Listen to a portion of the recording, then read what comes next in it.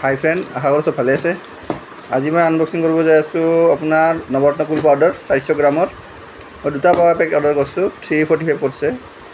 দোকানত কিনিব গ'লে এইটো আপোনাৰ 400 গ্ৰামৰটো এটা দুটাত মিলি 550 টকা পৰিব, 225 টকা কিমান কৰি পৰে। চাই লওক, আশা কৰোঁ ভিডিঅ'টো ভাল লাগিব। আনবক্সিং কৰি লওঁ, মই ফালি লওঁ।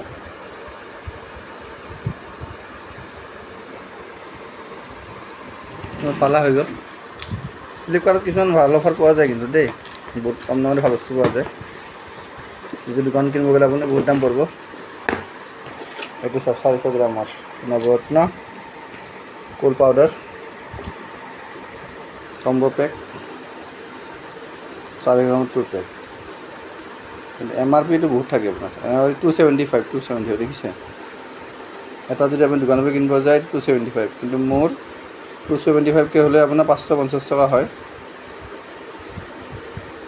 কিন্তু মোৰ পৰিছে আপোনাৰ 345, এনেই দাম 357, কিন্তু মোৰ ছুপাৰ কইন আছিল না, ছুপাৰ কইনত বহি গৈছে। ঠিকে আছে, বস্তুটো চিল আহিছে।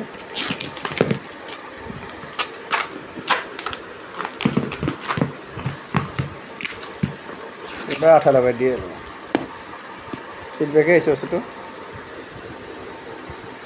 ঠিক আছে, দেখিছে। আশা কৰোঁ ভিডিঅ'টো ভাল লাগিল। লাইক কৰিব, শ্বেয়াৰ কৰিব। Thank U.